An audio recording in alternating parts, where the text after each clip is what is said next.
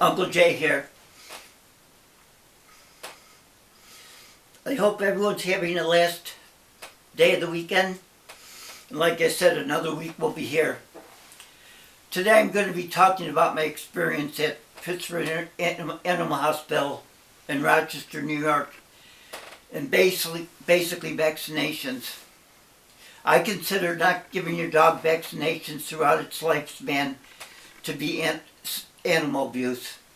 The reason why I can give you several examples, but the main one is the parvovirus. It was discovered in 1978, and of course I was working at the vet then.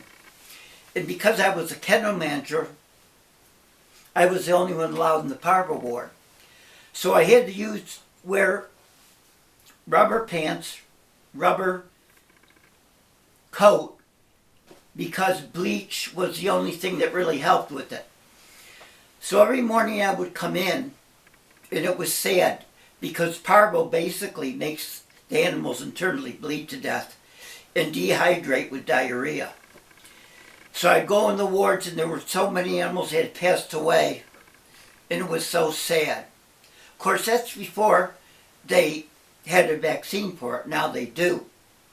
So that's why I'm saying vaccines are very important, and if you don't give your dogs the proper vaccines, they can suffer tremendously. Another one is rabies. When I worked at the vet, unfortunately, if they thought a dog had rabies and bit someone, they had to put it down or euthanize it, whatever terminology you'd like to use. We call it blue juice, into the veins. And when it was dead, they had to sever the head and send it off to Cornell University, to test it for rabies. So that's another thing that is really extremely horrifying. And when I would see the head next to the animal taken off, it was a scene that I could never accept. So remember, always get your animals vaccinated. And of course, be kind to your animals. There's a lot of people that just abuse them, leave them outside, or put them on heavy chains, and they don't get the proper care, or they have too many animals. Another thing is neutering and spaying.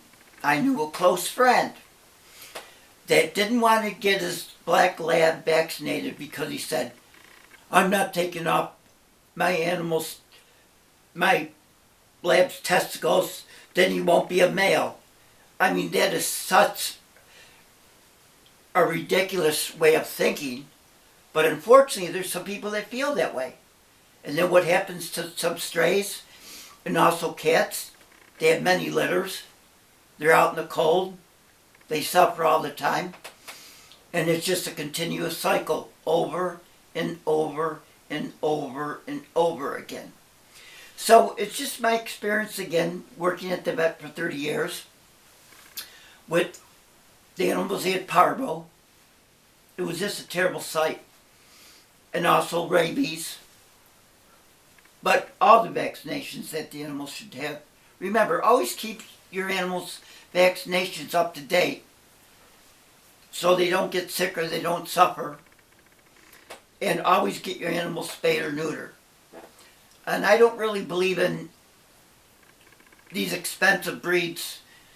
You're paying thousands of dollars for them, and it's a breeder, and they always breed them. And there's these puppy farms too that are terrible.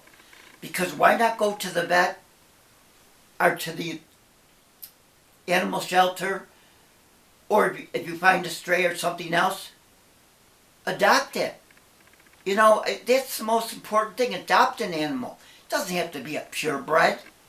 And some of the purebreds really suffer from breathing problems, from skin conditions, all kinds of things. If you get a mixed breed of mutt, they don't have a lot of problems. And another incident is large breeds, they get gastric torsions, which means their stomachs flip around and they blow it up like a balloon. And you don't know how many times I had to help in surgery with correcting the situation, and a lot of them died. And it was a terrible sight to see. So that's another thing. If you get a big breed that's, a pedigreed, or whatever you want to call it, purebred, I should say, Great Danes, Great Pyrenees, Burmese Mountain Dogs. I could name so many large breeds. Irish Wolfhounds. That always have to watch out for gastrotorsions, and it's a terrible thing.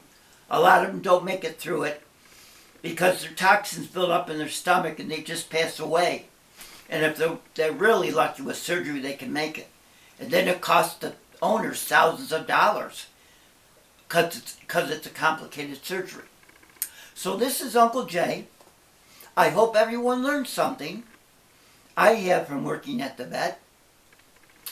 And until the next time, remember, treat others the way you would like to be treated, and adios.